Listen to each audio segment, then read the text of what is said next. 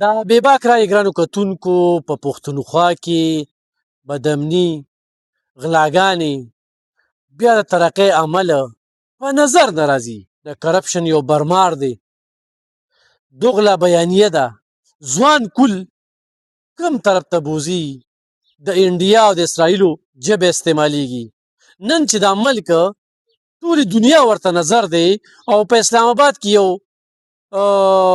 پروګرام را جوړ شوی دی، د بهر ملکونو نه خلک راځي او دلته کې مذاکرات کیږي. د دغې خلکو په کورونو کې ماتم دی. خو دا یو ځوان د پاکستان تحریک انصاف داسې پتنګ ورکر چې دم د خلکو ګریوانونو ته لاسونه اچولي دي، په سوشل میډیا یې کنځلې کړي دي او جنګ یې ورله کړی دی، بینر یې په خپلو پیسو لګولي. د سره خبرې ترې کوو چې دغې خلکو ته څه پیغام ورکوي چې نن زموږ دا ملک په ترقۍ روان دی.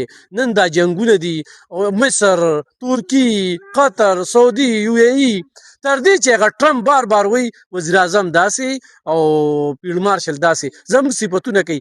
دغه خپل ورکرانو ته څنګه وستا ذهن کې څه رالل چې یاره ملک په صحیح طرف روان دی او دا خلک یې په بل اړخ بوځي؟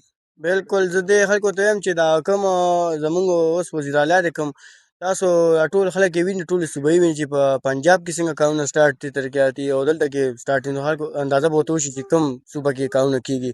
تاسو هلته کې فرض کړئ یو خاتون وزیر اعلی ده او د هغې کارونه تاسو وګورئ نو ډېر ترقیاتي کارونه کوي، او دلته کې وزیر اعلی صاحب ته وګورئ نو هېڅ ترقیاتي کارونه یې نه دي کړي، بلکې بیا زمونږ خاص د چارسدي ته چې راشي نو مینهګان ایم پي ګانو ته هغې دا زمونږ د کلي صرف دا یو ټرانسفارمر خراب دی دا نشي ټیک کولی، نو دوی به نور څه ترقیاتي ورکر وي کنه. بالکل ورکر هم د خپل پیسو باندې بینر مینر اخیستي دي، خو په ټول میا کړي پلان ورته پته ده، خو هر ځای ته به ورسره تلو، منډې تړلې به ورسره والې او اسلام آباد ته پورې ورسره تللي وو، دلته به یې بکسیر ولیکلي ورسره بوخت ویلا بولو اسلام آباد ته.